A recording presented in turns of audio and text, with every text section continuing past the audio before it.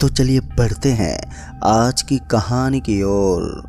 दोस्तों, कहते हैं कि अंधेरी रातों में, रात में सुनसान सड़कों के ऊपर आत्माओं का भटकना एक आम बात है। क्या आपने भी कभी पहले इस तरह की घटनाएं सुनी हैं? अगर नहीं सुनी तो शायद इस कहानी को सुनने के बाद आपकी सोच बदल जाए, क्योंकि जो घटना आज मैं आपको बताने जा रहा हूँ वो कहानी सच्चाई से संबंध रखती है। ये कहानी उत्तर प्रदेश के गाजियाबाद की है। तो आइए जानते हैं इस कहानी को साधु जी के पॉइंट व्यू से।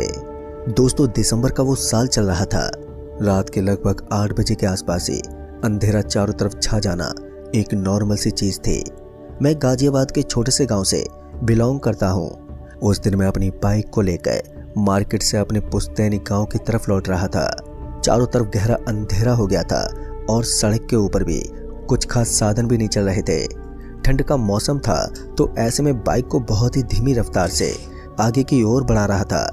कुछ दूर आगे जाने के बाद सड़क के बीच में मुझे एक छोटा सा नन्हा सा बच्चा दिखा। उस बच्चे को देखते मैंने अपनी बाइक की रफ्तार को एकदम से कम कर दिया। जैसे ही बाइक की रफ्तार कम हुई तो मैंने देखा कि सड़क के बीच में उस नन्हे मुन्ने से बच्चे के अलावा एक 30 साल के करीब की महिला भी मुझे नजर आ रही थी, पर उस महिला ने अपने चेहरे को छुपाया हुआ था। ऐसा लग रहा था जैसे कि उसने अपने चेहरे को कपड़े से बांध रखा हो। ठीक से देखने पर पता चला कि उसने अपने चेहरे को किसी लाल कपड़े से ढक रखा था। अभी मैं उससे कुछ पूछने वाला था कि तभी उस महिला ने कहा, अरे भैया सुनिए, वो क्या है कि मेरे बच्चे की तबीयत बहुत ज़्यादा ख़राब है, तो क्या आप मुझे आगे वाले अस्पताल तक छोड़ देंगे? उसकी बातें सुनते ही मैं एकदम से पिघल गया।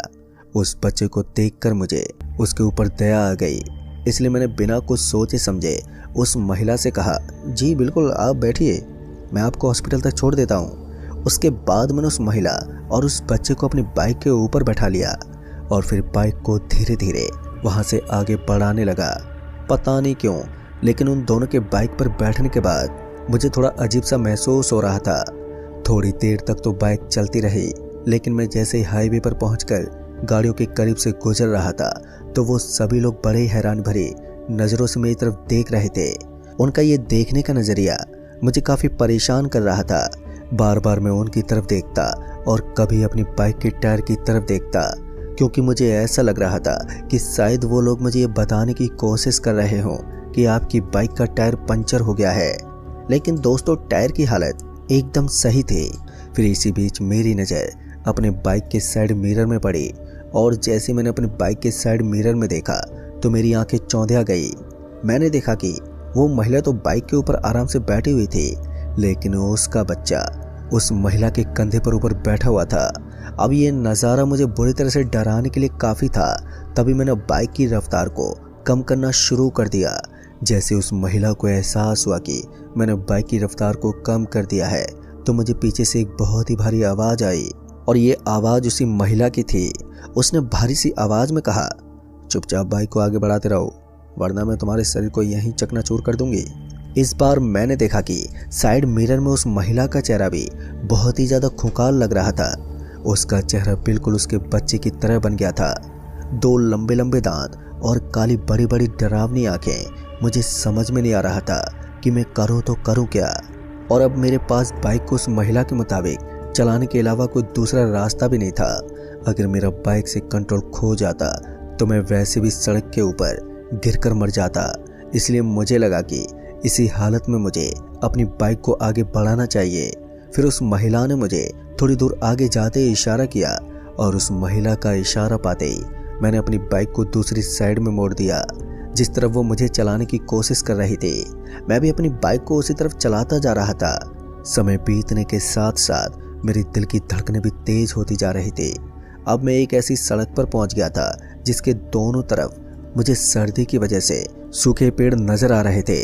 तभी मैंने देखा कि सामने की तरफ से एक हेडलाइट जल रही थी और इस तरफ मेरे कंधे में मुझे थोड़ा दर्द भी महसूस होने लगा था। सामने की तरफ दिखने वाली वो हेडलाइट एक ट्रक की थी। वो ट्रक हल्की रफ्तार के साथ मेरी तरफ बढ़ रहा था। जैसे उस ट्रक की हेडलाइट मेरे ऊपर आई तो उसका ड्राइवर मेरी तरफ देखने लगा और उस ड्राइवर का इस तरह देखना लाजमी ही था, क्योंकि मैं जानता था कि मेरे पीछे 2 शैतान बैठे हुए थे।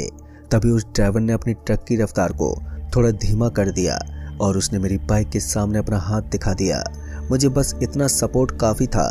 मैंने अपनी बाइक की रफ्तार को इतना कम कर दिया कि अब वो 10 से 15 की स्पीड में चल रही थी और अंत में जाकर मैंने उसका ब्रेक लगा दिया।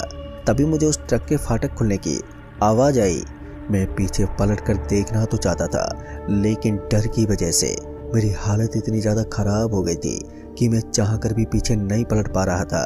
तभी वो ट्रक ड्राइवर भागता हुआ मेरे पास आया तो मैंने देखा कि उसके हाथ में लोहे की एक रॉड भी थी और फिर उसने जोर से मेरे कंधे पर मारा। इतना महसूस होते ही मेरी आंखों के सामने काला काला सा अंधेरा छाने लगा। दर्द की वजह से एक बार के लिए ऐसा लगा जैसे मेरी आंखों के सामने बिजली चमक रही हो। फिर मुझे नहीं मालूम कि मेरे साथ क्या हुआ, और जैसे मेरी आंख खुली तो मैंने देखा कि मैं उस सरदार जी के साथ ट्रक में बैठा हुआ था और वो सरदार जी ट्रक को भगाते जा रहे थे। फिर इसी बीच उन्हें भी कुछ कुछ महसूस होने लगा। अब उनकी आंखें बड़ी बड़ी हो रही थी। तभी मैंने हल्की सी आवाज़ में कहा, भाई साहब आप कौन हो और आपने मुझे क्यों मारा?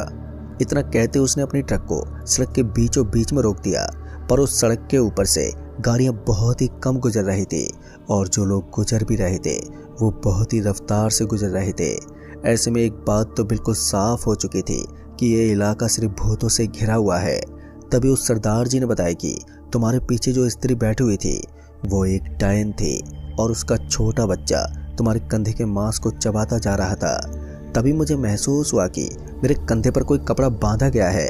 जैसे मैंने अपने कंधे की तरफ देखा तो वहां पर एक सफ़ेद रंग का कपड़ा बंधा हुआ था। मैं उसे छूने ही वाला था कि उस सरदार जी ने रोकते हुए कहा, बस थोड़ी देर की बात है, फिर मैं आपको हॉस्पिटल में पहुंचा दूंगा। तभी उस सरदार जी ने कहा, अब आपको बहुत ही सावधानी के साथ काम लेना होगा, क्योंकि अब जो दृश्य आप देखेंगे वो आपकी ज़िंदगी का सबसे खौफनाक दृश्य होगा। तभी ट्रक में एक जोरदार झटका लगा और वो झटका इतना जोर का था कि मैं सीट से आधा इंच हवा में उछल कर नीचे गिर गया और हम दोनों को ऐसा लगा जैसे कि ट्रक का अगला टायर किसी गहरे गड्ढे में गिर गया था। तभी उस सरदार जी ने कहा, चिंता मत करो, ट्रक का टायर किसी गड्ढे में नहीं फंसा है, बल्कि ट्रक के टायर के नीचे कोई आ गया है और ये कोई इंसान नहीं बल्कि एक बला है। मेरी हालत तो पहले से ही खराब थी, ऊपर से सरदार जी की ये बातें मुझे और भी ज़्यादा डराने पर मजबूर कर रही थी। मैं अपनी आंखों को बंद करने की कोशिश करता तो मुझे उसी स्त्री का चेहरा अपनी आंखों के सामने नजर आ जाता। मैंने बहुत कोशिश करके अपने आप को शांत करके रखा था, जैसा कि उस सरदार जी ने बताया था कि मुझे अब ट्रक के ऊपर कुछ खौफनाक दृश्य देखने को मिलेंगे, और हुआ भी बिल्कुल ऐसा ही। दरअसल मैंने देखा कि ट्रक के सामने मुझे कटे हुए हाथ नजर आ रहे थे जो पूरे शीशे को खून से लाल कर चुके थे, और शायद ये उन काली शक्तियों की ऐसी साजिश थी जिससे कि ट्रक पलटी खा सके। लेकिन सरदार जी ने बहुत ही समझदारी के साथ ट्रक को रोक लिया और फिर कुछ देर के लिए वो इंतजार करने लगे, पर मुझे समझ में नहीं आ रहा था कि सरदार जी का अगला कदम क्या होगा। फिर मैंने देखा कि उन्हें हर चीज का अनुभव था। जैसे जैसे उस ट्रक के ऊपर से वो हाथ घुमाते जा रहे थे तो उसके साथ ही ऐसा लग रहा था जैसे वो शीशा अपने आप ही साफ हो रहा था। अब ये देखकर मैं हैरान हो रहा था कि सरदार जी इन चीज़ों को भली भांति जानते थे। उन्हें अच्छी तरह से मालूम था कि कब क्या होने वाला है। फिर उन्होंने मेरी तरफ मुस्कुराते हुए कहा, चिंता मत करो, बस थोड़ी देर की बात है, फिर मैं तुम्हें तुम्हारी मंजिल तक छोड़ दूंगा। मेरे अंदर काफ़ी ज़्यादा साहस आ रहा था। अब तो मेरे लिए भूत प्रेत बस एक मजाक सा बन गया था। ऐसा लग रहा था जैसे कि मैं भगवान के साथ बैठा हूँ जो मुझे इन चीज़ों से बचा रहे हों, क्योंकि एक नॉर्मल इंसान इस तरह के माहौल में कब का ही अपना आपा खो चुका होता। मगर उस सरदार जी के चेहरे पर ऐसा कोई भी भाव नहीं था। वो इस सिचुएशन को बड़े ही आराम से हैंडल कर पा रहे थे।